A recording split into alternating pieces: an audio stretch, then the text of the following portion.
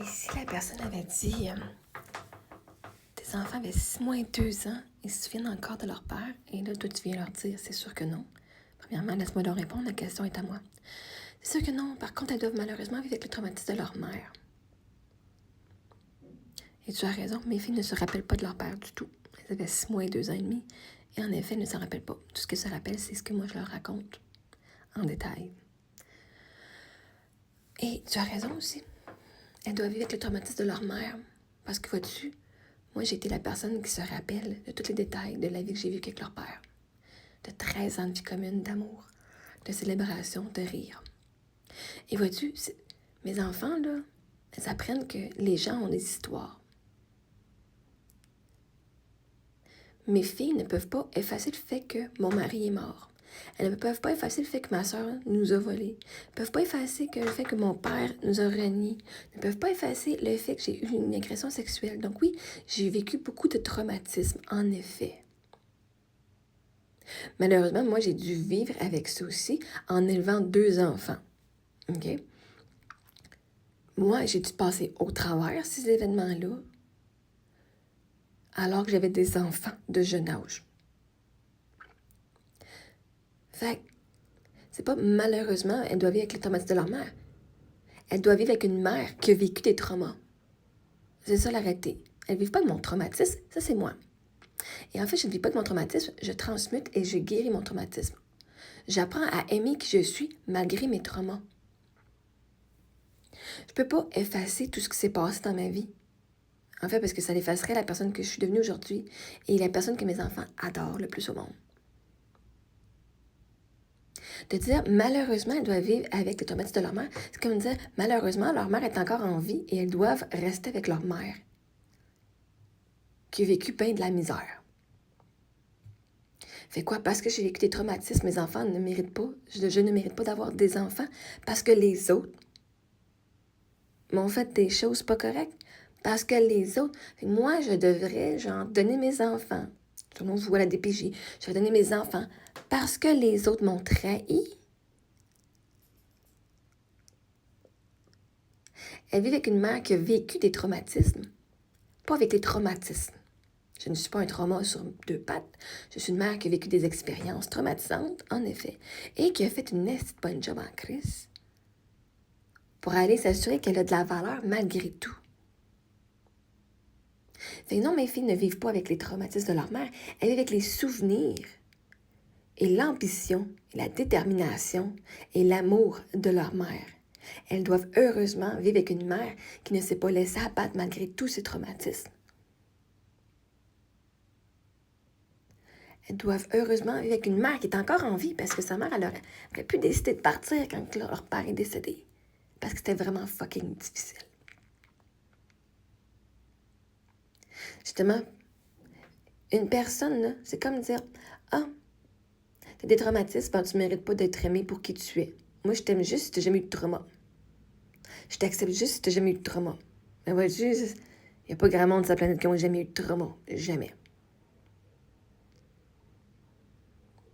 Fait que de venir dire que c'est malheureux, ça veut dire que toi, qui as vécu tes propres traumas, tu mérites pas d'avoir personne dans ta vie, tu mérites pas d'avoir des enfants.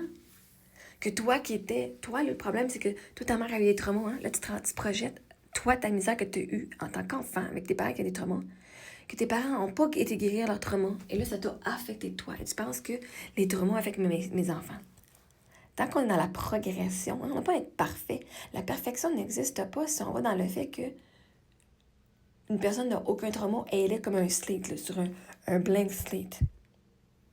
Tu viens de naître, puis en passant, quand tu nais, tu absorbes les traumas de tes parents, anyway, au travers toutes les émotions de ta mère. Tu absorbes les traumas de ta mère. Ça se fait battre puis rabaisser pendant que tu es dans son ventre, mais littéralement, tu absorbes ça. Et c'est malheureux, en effet. Mais l'affaire, c'est que c'est malheureux si rien n'est fait.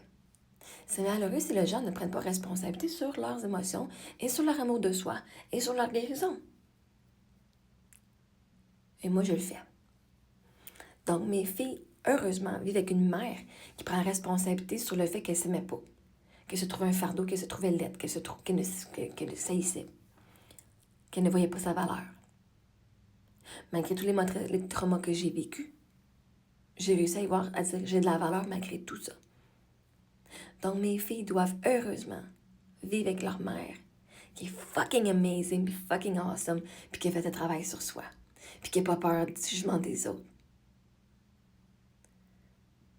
C'est comme si tu dirais, t'as un chum, puis tu dis, ah, t'as vécu des traumatismes, malheureusement, je vivrai pas avec toi parce que t'es pas parfaitement, genre, le monde t'ont trahi. C'est tout parce que t'as pas de valeur, hein, fait que t'as des traumas, t'as plus de valeur.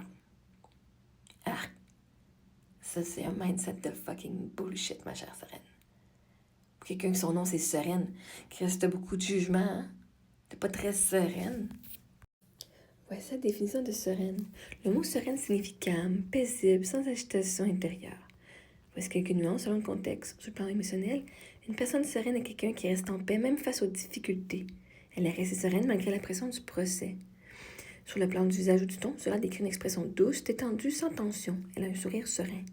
Sur le plan spirituel, être sereine, c'est ressentir une tranquillité profonde, une confiance à la vie, une absence de peur ou de colère. C'est un impossible calme, paisible, détendu, tranquille, en paix. Malheureusement, ton nom, toi, avec ton commentaire, tu ne démontres pas cela. Tu démontres énormément de jugement envers moi et la situation de mes enfants face à ce que j'ai vécu. Je te souhaite que dans ton cœur, tu vives vraiment la paix que ton nom représente et que tu arrêtes de prendre à la légère, justement, les blessures que les autres personnes ont vécues dans leur vie. Une personne blessée ne fait pas une personne ruinée. Avoir vécu des traumas et des blessures émotionnelles ne fait pas de toi une personne qui n'a plus de valeur. Et ça ne fait pas de toi une personne qui est un fardeau pour les autres. Parce que quand les gens veulent vraiment t'aimer pour qui tu es, et non ce que tu prétends être, ils vont t'aimer malgré les traumas que tu as vécus. Et justement, ils vont pouvoir comprendre qui tu es. Quand tu partages ton trauma, ils vont dire « Je comprends pourquoi qu'elle n'aime pas ça, se faire parler comme ça. Je comprends pourquoi. » Et ils vont faire attention. Ils vont prendre soin de toi, justement. Parce qu'ils vont savoir le manque d'amour que tu as reçu. Et ils vont dire « Cette personne-là mérite tellement d'amour. Et ça tombe bien, j'ai tellement d'amour à lui donner. » Parce que vois-tu, mes filles, oui, elles voient le trauma que j'ai vécu. Elles en ont entendu les histoires que j'ai vécues. Et mes filles, au lieu de dire « Oh my God, j'ai une mère qui a plein de trauma », elles font « Oh my God, comment est-ce que je peux aimer ma mère du meilleur que je peux? » Pour lui montrer que moi, je l'apprécie et que moi, je suis là pour elle. Tu devrais apprendre de mes filles.